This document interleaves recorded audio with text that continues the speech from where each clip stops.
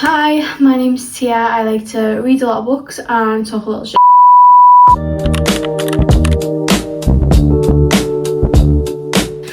So I am going on holiday. I'm going to Amsterdam in literally 2 days. Am I fucking prepared in the slightest? No, I'm not. Because the thing about me is that I like to keep my anxiety on its toes. So I will pack everything possible into the same amount of time. It's honestly the quality that I love the most about myself. So I'm going for dinner with my friends tonight. I'm going to watch Six, the musical, tomorrow, and then I actually fly Friday. I thought I'd do my intro now because I know that I'm gonna have no time before then. What my original plan was to just do a little video on TikTok about, you know, book shopping in Amsterdam. I've got a few bookshops and libraries that I want to go to. And the more I was thinking about it, and like I didn't really have an idea of what to do next for YouTube, I just thought, well, maybe we can try our hands at vlogging. I actually have no idea how it's gonna turn out. I don't expect it's gonna go well because that's who I am as a person. But hopefully, if you're watching this, then I've got an end result at least. I probably forget a lot of the time, I'm not gonna lie, to actually pick up the camera and film, but I will definitely remember to film the libraries, the bookshops, things like that I go to. I'll keep my thinking cap on. It's just exhausting. And I will make somewhat of a vlog. Hopefully you enjoy. A single mom who works 2 jobs. A little reading update as well. So I'm currently reading The Poisoner and The Fruit of the Flesh, both by 𝘮𝘲𝘗𝘗. You might be thinking, why are you reading 2 books at the same time by the same author? So I was reading The Poisoner and I was absolutely loving it. It's quite literally becoming everything that I was thinking about. And I knew that when I finished it, I would be in a reading slump. Actually the opposite of what I wanted to happen in this current moment. Obviously I'm about to go on holiday. February is a shorter month. I still want to obviously hit my reading goals. But I did not want to go into a slump. So I thought the best thing that I could do is read a book by the same author because I know that I'm loving the writing style. And hopefully I enjoy it. And now I'm thinking about it, it's so stupid because it actually could just put me in a double slump. But the logic was there at the time. So credit where credit's due. I'm about 70% through The Poisoner and about 60% through Fruit of the Flesh, to be honest. Enjoying both of them so much. I think I'm enjoying The Poisoner slightly more. Hopefully when I finish them books, which will be some point in the near future, I'll also update on that. Hopefully the next time you see me actually be in Amsterdam, or I might be home because I've forgotten to film the entire thing. Let's see where I end up next.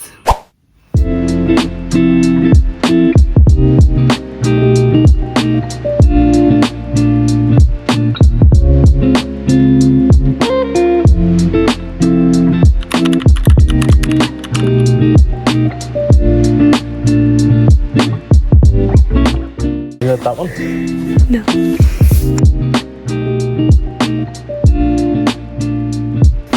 My babies.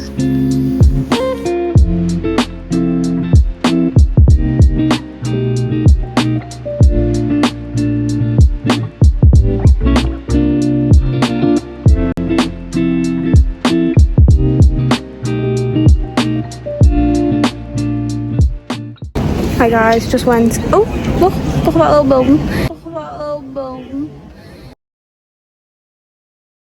Just went to the English bookstore. Oh, people watching me. Are you not embarrassed? This is really embarrassing. And it was really cute, and they had plants hanging from the walls and everything in there was just all English books. So I basically just went in and pointed at all of my children and then left. So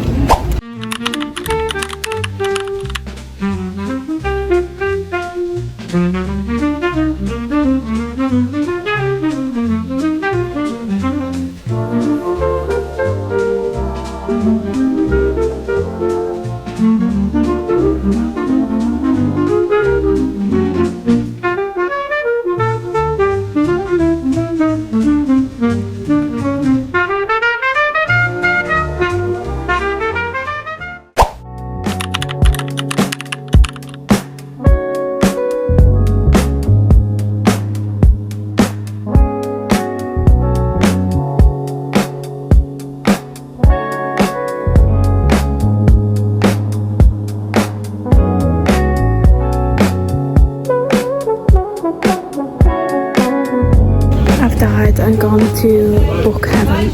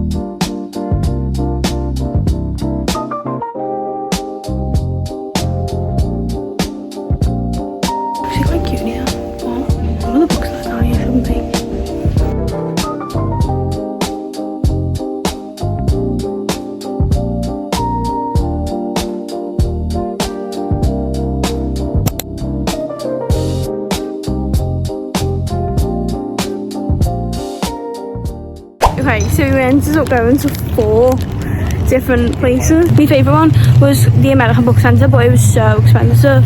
But it was just because they had everything in paperback and everything was floppy. And they had Zodiac Academy and nowhere really like has that. But yeah, I tried to do commentary throughout. I don't know how well that went. Hi guys.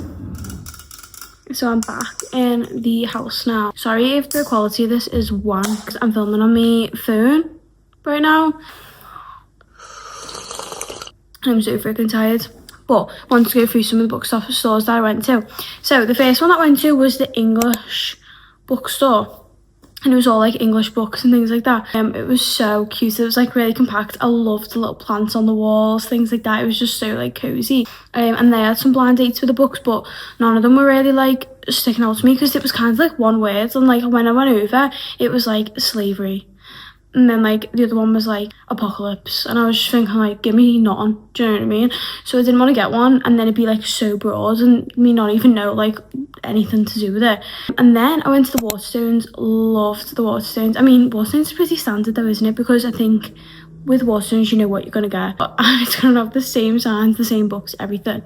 The thing is that was interesting though is like seeing when, because I think obviously books get published differently in terms of like paperback and hardback, so they didn't have like a lot of hardbacks in the Waterstones. So I don't know if that's like a common thing, but like there was hardly any hardbacks. There was one stand of hardbacks, but like they were like more special editions. They weren't even like standard hardbacks, so I couldn't find like a few things I was looking for. They did have the long game and I was gonna get it because it worked out like the same price as obviously at home, but I thought like I could read it while I'm here. I don't think I'm in the headspace for that, so it's probably a good idea I didn't get it. But the reason I didn't is because when I was actually looking at it in my hands, I couldn't tell whether it was the same size as like a UK paperback, and I just thought it's gonna look fucking stupid if I've got Heated Rivalry in one size and then Long Game in another. So I didn't end up getting that. Then I went to, what's the other one called? American Book Centre, ABC or something. That one was unbelievable. It was like you go in and then you go like up a staircase of books, like it was like wrapped around, and then it just like went in like a circle kind of thing. It was similar to the Waterstones, but the Waterstones was like, where the Waterstones was like classic, this was like, it was insane. And it had all paperbacks, well like the majority of paperbacks, so many special editions, but it had like a floppy alchemized, which was like crazy because they don't have that in the UK. They had like everything in paperback. They had a 4-frame paperback, and like I was so tempted to get it because it was hardback size with like the gold cover still, and it was so cool, but I couldn't tell because it had different writing on the front, so I couldn't tell whether it was the same. And then they just had like the standard paperbacks too, and then they also had like them special editions with like, you know, the sprayed edges with like the dragons on and stuff. So I was like, I was in my element in there. I was in there probably for the longest. That was probably my favourite shop that I went to because I was so like, oh my god, they had Zodiac, which they don't have in the UK, like in shops. You have to order it from Blackwell's. Every time I've went into Blackwell's, there's only one in Liverpool. They never have it, so that was really good. But I also went to, what was the, wait, maybe I went to 5. Think of the name. Maybe I'm getting them mixed up. But anyway, I got this from there. So it's a little blind date with a book. There's dark fairy tale, cannibalistic mother-daughter duo. That's what sold me, to be honest, because I thought bring me the chaos. Do you know what I mean? Bring me a little bit of thingy. Twisted queer couple, a bit gruesome, a bit gory, but very atmospheric. And then the quote is, it's impossible to truly know someone who hides so much of themselves and consumes so much of others. It got me. Oh, so this was from the American Book Centre. So maybe anyway, this is from the American Book Centre. It literally says it on the bag. Oh my god. Red Bull is so good in any day. But in other countries especially, I don't know if it's because of the UK sugar tax or what, but like, oh, also I love that purple. Oh, and when I was buying it, the guy was like reading it and he went, I think he was triggered, and he was like, oh, cannibals, sounds fun. I was like, yeah, well hopefully it is. He was like, he was probably thinking like, you're a fucking crazy woman, because there were so many others, but this one was the one that spoke to me, so, oh my god. Wait, I think it's I've seen this. So it's The Lamb by Lucy Rose. I was with one of my friends once at home and she bought this book and I just didn't know anything about it. But now I actually feel like I know what it's about because I got the blind date with the book. And you know what, I wouldn't have picked this up otherwise because I didn't know anything about it. I didn't really like think to look at it. I just knew that she bought it. That's the only thing. Otherwise I wouldn't have even probably paid attention to this book before. There's Margot and Mama live by the forest. When Margot is off at school, they spend quiet days together in their cottage, waiting for strangers to knock on their door. Strays, Mama calls them. Mama loves the strays. She feeds them wine, keeps them warm, and then satisfies their burning appetite by picking apart their bodies. So it's like Silence of the Lambs. Oh, that's probably why it's called that. A coming of age tale. I feel like that's so hilarious, calling it a coming of age when she's like fucking eating people. Rose explores how women swallow their anger, desire, and animal instincts. Female rage. You're telling me this is a fucking female rage book? Because I'll devour it. Quite literally. Like this bitch apparently, because she eats people. Kind of glad. No, I'm not even kind of glad. I'm like extremely glad. Like I feel like this was such a good pick. I went to the final bookstore. It said it was like auto authors or like it had to sign on. So I was thinking like, is this all going to be like indie authors or something? I don't know. And then I went and obviously I had just like normal books, but there was like this little like stairs thing which you'll have seen me like filming in. And I went down the stairs and it was like YA. I think that's all that it said. When I went down and I had like friggin' Insatiable and I was thinking, honey, we're in the wrong room. So I was a bit concerned, but I didn't realise that that's being like, I don't know if it's being republished or what, because I've only read it on Kindle, but the cover was so gorgeous and I did nearly buy that, to be honest. It's because it's got like this new like red detail and I don't know if it's always had that in like the American covers, but like I said, I've only read it on Kindle. It's had, oh my God, I'm looking at a parrot right now. So I did try and show you the parrot, but it flew away.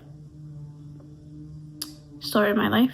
Well, I was looking at that anyway and that was gorgeous. Nearly got that. And I had like, do you know what I was doing in all the bookstores? I was just going and like finding like the books that I've already read basically and just like touching them. Like say this was like a book on the shelf, I'd like walk past it and go like it was a child of mine.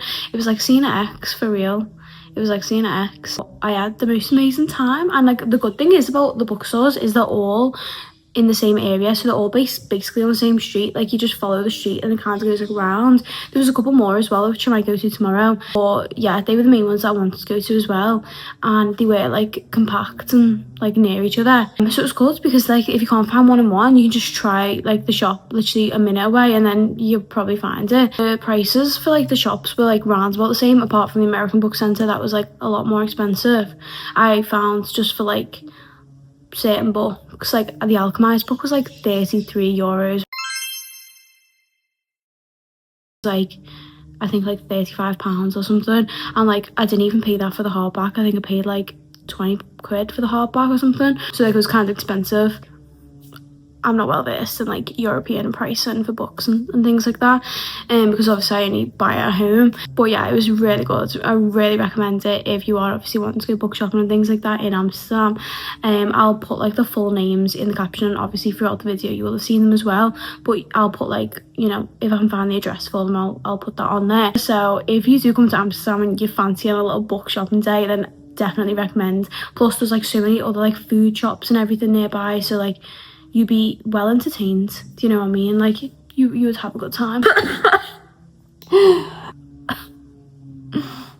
My life just flashed before my eyes. Death by Red Bull. Anyway guys, that's all from me. You don't see any more of this video because I haven't visited anywhere else, then that's it. But thank you so much for continuing to watch, and if you have made it this far, then thank you for watching. Don't forget to like and subscribe.